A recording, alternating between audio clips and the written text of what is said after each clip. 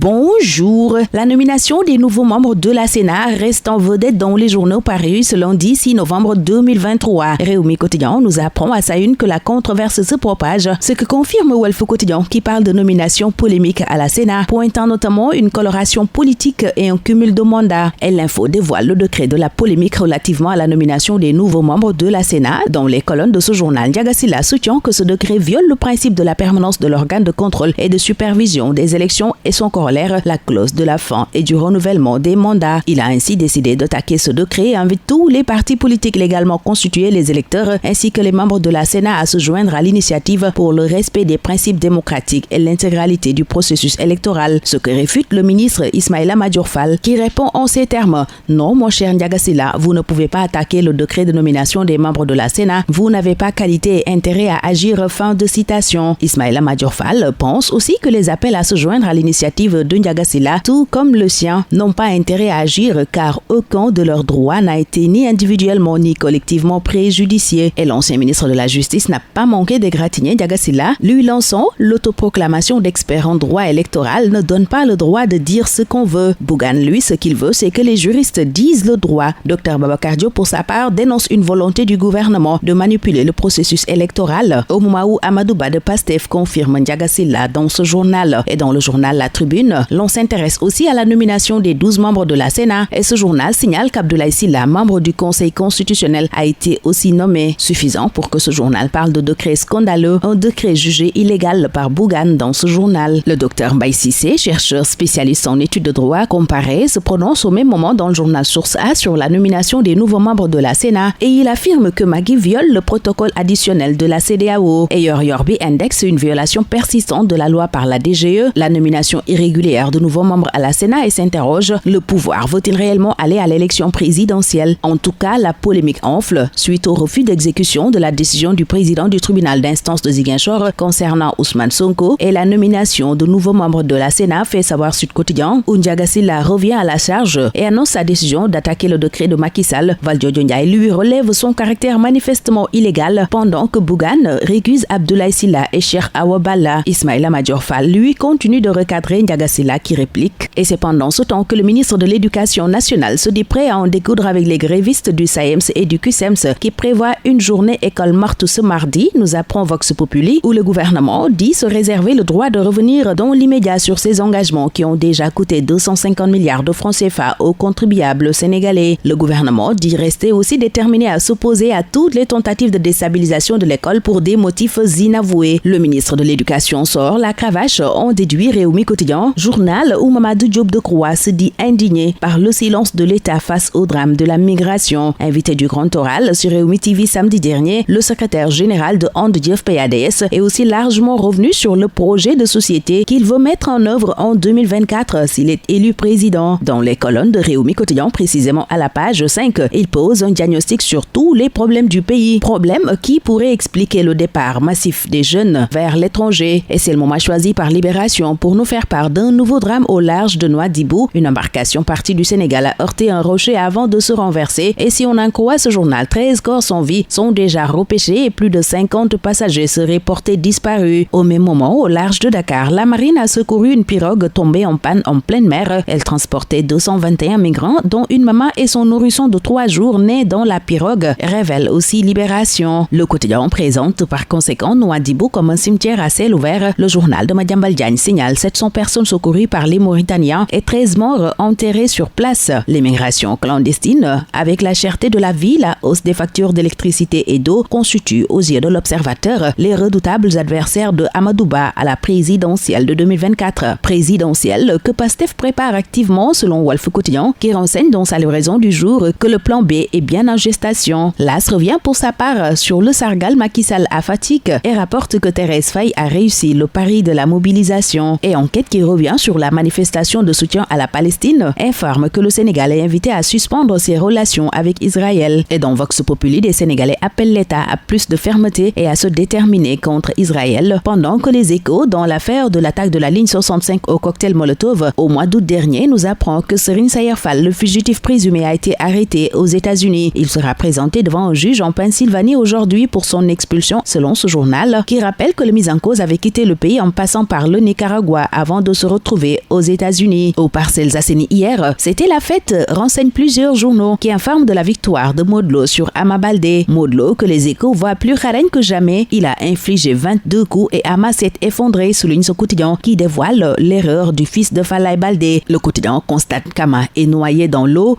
qui était incolore, inodore, mais sans saveur aux yeux de l'observateur, où l'on décortique cette victoire de Modou Lo devant Ama Baldé sans mystique apparent, ce qui fait dire à Khalifa Mohamed Traoré, préparateur mental dans ce journal, que Modou Lo a donné un message au monde de la lutte et au marabout. Zallo lui liste les erreurs commises par Ama Baldé qui a été corrigé en 52 secondes par Modou Lo. Le roi qui conserve sa couronne, titre Sunu Lamb. Le roc conserve sa couronne, note pour sa part Réumi Quotidien, qui nous conduit par ailleurs en Saudi Pro League, où Al Nasr avec Sadio Mané s'est imposé contre Al Khalij. Mais pour Stade, les cadres de l'attaque sénégalaise inquiètent. Ils étaient encore muets ce week-end, fait remarquer le quotidien du sport, qui souligne que Sadio n'a pas marqué de but depuis 6 matchs en Saudi Pro League. Iso et Iliman ont peiné au Vélodrome. Boulaye, lui, est en panne de confiance, constate Stade, qui donne ainsi le coup de sifflet final de ce tour des journaux. Très bonne lecture, excellente journée à tous.